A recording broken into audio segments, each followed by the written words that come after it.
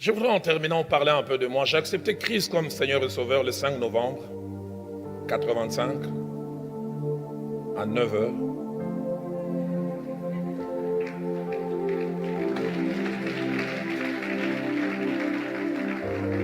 Et j'ai évolué 6 mois dans une église jusqu'à ce que quelqu'un invite mon jeune frère à une réunion de la jeunesse à l'église Laborde où j'ai passé finalement 20 ans.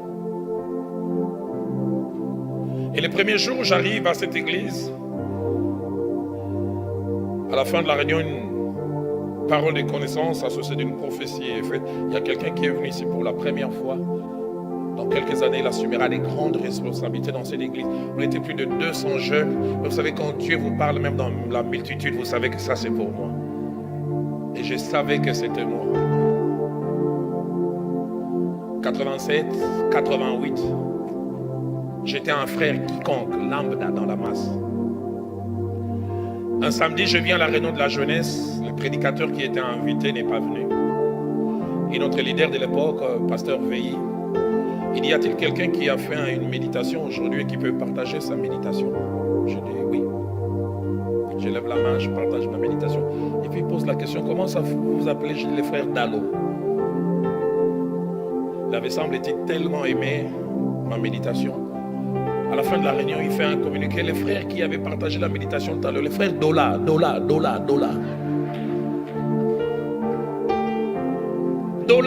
il est où? J'ai levé, mais c'est... Et puis j'ai levé la main, j'ai dit toutes les lettres sont là, mais un peu renversées. C'est pas Dola, c'est Dalo. Il me dit, j'ai une petite équipe avec laquelle je prie chaque mardi. Et quand tu as partagé ta méditation, quelque chose s'est passé dans mon cœur. Je veux que tu joignes mon équipe. Et je commençais à prier avec lui chaque mardi. Une année et demie après, j'oublie jamais. La nuit de samedi à dimanche, j'ai fait un songe. J'ai vu comme si j'étais dans une équipe de football où il y avait une vingtaine de joueurs. Et à la fin de l'entraînement, on choisissait les 11 titulaires qui allaient jouer les matchs le lendemain. Et j'ai fait au moins 5 à 6 entraînements. Et chaque fois à la fin, on ne me choisissait pas parmi les titulaires. De telle sorte qu'à la fin de l'entraînement, quand on choisissait, j'allais déjà m'échanger parce que je savais qu'il n'y avait rien à espérer. Et puis je vois notre équipe qui va jouer. Alors qu'on était en train de jouer, notre numéro 10 s'est cassé la jambe. Je ne faisais même pas partie des joueurs réservistes, j'étais sur les gradins. Et je vis l'entraîneur en désarroi, il dit, mais le seul numéro 10, le remplacement, c'est Dalo, mais on n'avait pas prévu. Et puis il retourne vers les gradins, Dalo, il est où? Et je vois, on m'appelle, je vois comment je m'échange, et je commence à me réchauffer. Et je me suis réveillé. Dès l'instant où je me suis réveillé, l'Esprit de Dieu m'a dit, tu vas remplacer quelqu'un. Ton temps est arrivé, ta saison est arrivée. Dieu parle tantôt d'une manière, tantôt d'une autre, et on y prend point garde.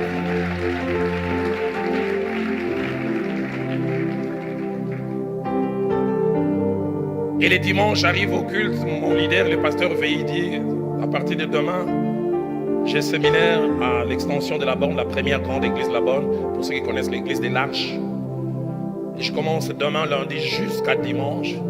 Et je voudrais que demain, tu m'accompagnes. Tu m'as mis à cœur que tu sois le seul à m'accompagner. On va prier de 9h jusqu'à midi. Et puis vers 14h, on va aller au lieu de la réunion. J'arrive chez lui à 8h30. On commence à prier. En général, c'était quelqu'un bulldozer dans la prière. Mais il ne carburait pas. Plus tard, je suis qu'il faisait le palu. Vers 10h, il dit, et Dalo prie seul. Je priais, puis vers midi, il m'appelle et dit, j'ai l'impression que je ne pourrais pas aller prêcher.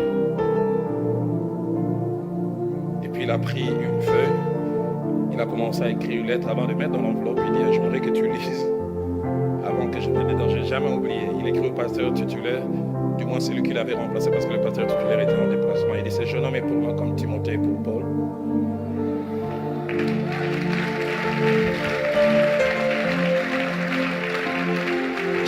J'aurais voulu venir prêcher aujourd'hui, mais je ne peux pas.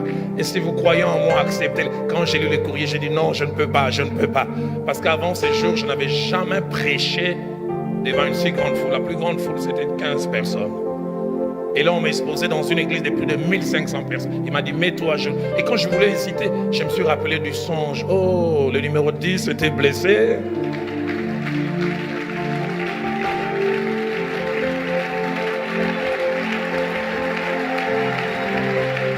Je voudrais dire au Mathias, le temps arrivera. J'aimerais dire au Mathias, le temps arrive, mais ça ne s'arrête pas là. J'arrive ces jours-là, je n'ai jamais oublié. À l'époque, Dieu ne m'avait pas encore donné l'autorisation de bâtir mon corps. J'ai la moitié de ce que je suis aujourd'hui. Je vais avec ma Bible et les courriers. Je ne voulais jamais, je donne les courriers. Celui qui avait remplacé le pasteur titulaire, il termine de lire, puis il me regarde. Il me parle en lingala. Je vais essayer de traduire ça en français, il est petit. Il ne m'appelle même pas homme de Dieu, frère petit. Toi, tu sauras prêcher, c'est toi. Toi.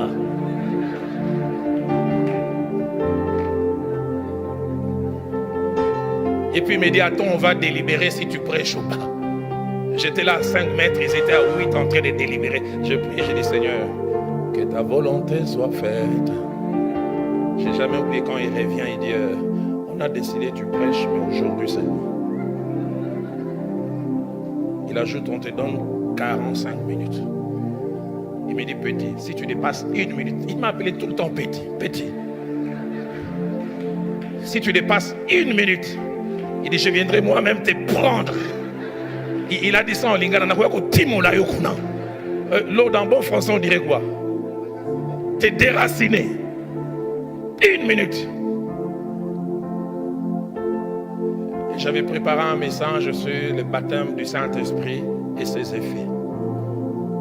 J'ai prêché 32-33 minutes.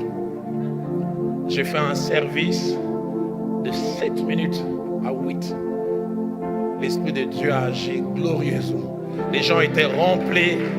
J'ai jamais oublié une femme qui avait une forme de goitre et ça a disparu. Et j'ai regardé 43. J'ai dit, hey!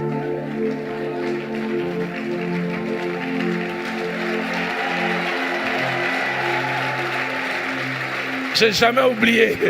Mohamed, à 44, je vais lui donner le micro. Il dit, continue.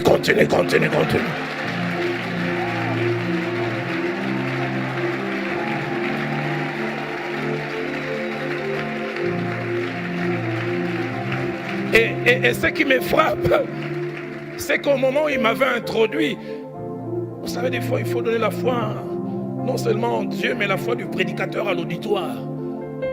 Mais quand il m'a introduit, écoutez comment il m'a introduit. Église, pardonnez-nous. Nous attendions que l'homme de Dieu vienne, mais il est malade et le petit va nous prêcher. Donc il y avait d'un côté un homme de Dieu et un petit. Quand il a vu Dieu se manifester, il m'a dit continue, j'ai continué encore 2 minutes, c'était encore glorieux. Et il reprend le micro, écoutez sa prière. Père, nous te rendons grâce pour l'homme de Dieu que tu nous as envoyé.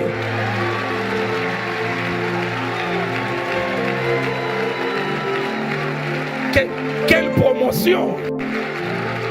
1 heure avant, j'étais le petit. Et je deviens un homme de Dieu. Et il ne s'arrête pas là. Il dit même si pasteur Veille guérit, l'homme de Dieu va continuer. Et j'ai prêché comme ça de lundi jusqu'à dimanche. Et j'ai terminé dimanche, Mohamed. Je vais mercredi à notre église de plus de 1200, 1500 personnes. J'ai m'assieds dans la masse. Mon pasteur qui ne me connaissait pas, je ne savais pas que les échos étaient arrivés chez lui. Le frère Jacques-André Vernon qui monte du haut de la chair avant de prêcher, il dit il y a des David qui tuent des ours et des lions en forêt, mais qui se cachent, qui sont ici. Il dit il y a un frère, le frère Dola, il est où? La même erreur. Le frère Dola, il est où?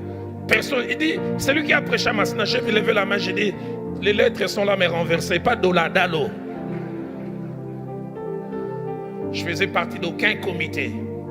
Et il m'appelle, il dit, vendredi prochain, j'aimerais que tu prêches. Et je vais voir ce qu'il y a dans ton ventre.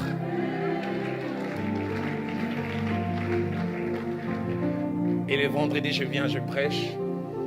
Touché, il dit, prêche encore mercredi. 1 année après, je faisais partie du comité de l'équipe. Et 2 ans après, je devenais son pasteur assistant. Mathias, laisse Dieu conduire les choses à son rythme.